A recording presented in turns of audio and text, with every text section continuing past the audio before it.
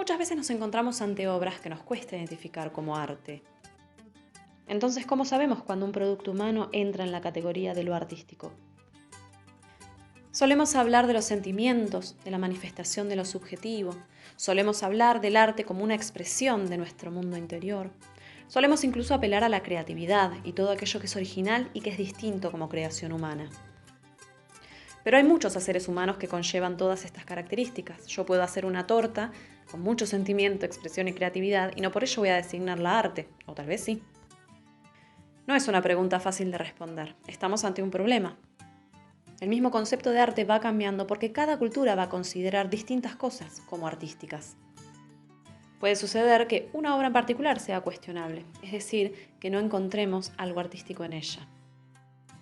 Y también ha pasado que lo que hoy consideramos como innegablemente artístico, por ejemplo la fotografía, en su momento no lo fue. Es decir, que este concepto es mutable, cambia con el tiempo. Este problema está planteado desde el mismo origen de la palabra arte, que viene del latín ars artis, y que está vinculado con un saber hacer. Este término fue traducido del griego tekné, que significa habilidad adquirida, para distinguir aquello que es otorgado por la naturaleza o por el conocimiento. Pero estos términos son distintos porque tekné se refería no solo al arte como lo conocemos hoy, sino todo lo que tenga que ver con un hacer, con una técnica. Poco a poco este concepto va pasando a determinar específicamente un saber hacer algo que genera belleza. Y surgen nuevas categorías dentro del arte. Las artes liberales son aquellas que son abstractas, que no dependen de una materialidad concreta. Por ejemplo, la música, la poesía o incluso las matemáticas, frente a las artes vulgares, las que están vinculadas con algo utilitario, con lo manual, por ejemplo, la escultura o la arquitectura.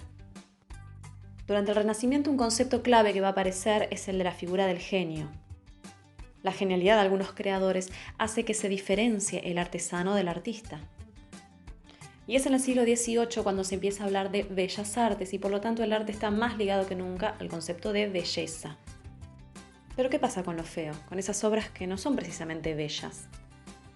Por esta época se desarrolla el concepto de la estética, una rama de la filosofía que tiene como objeto el estudio del arte. Del griego aesthetique, que significa percepción, justamente lo que estudia entonces esta disciplina es aquello que nos entra a través de los sentidos y las sensaciones que nos genera esta percepción. Y como la belleza no es lo único que podemos percibir, ya no hablaremos justamente solo de ella, sino de categorías estéticas. Es decir, son muchas cosas las que podemos percibir o interpretar en una obra. Podemos encontrarnos con lo feo, con lo grotesco, con lo humorístico, con lo trágico, con el horror, y lo bello como una categoría más, pero no la única y absoluta.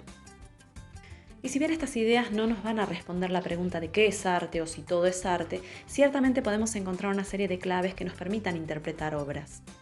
El arte fundamentalmente está relacionado con un saber hacer, con un aprendizaje y con una capacidad y habilidad creadora. Es decir, este saber hacer está vinculado a una intención, a una voluntad de crear, a un deseo de hacer algo. Y ese deseo siempre está impulsado por una búsqueda, por la necesidad de dejar un mensaje, de decir algo, de expresarse. Luego queda en cada uno de nosotros comprender qué es lo que esa obra nos transmite.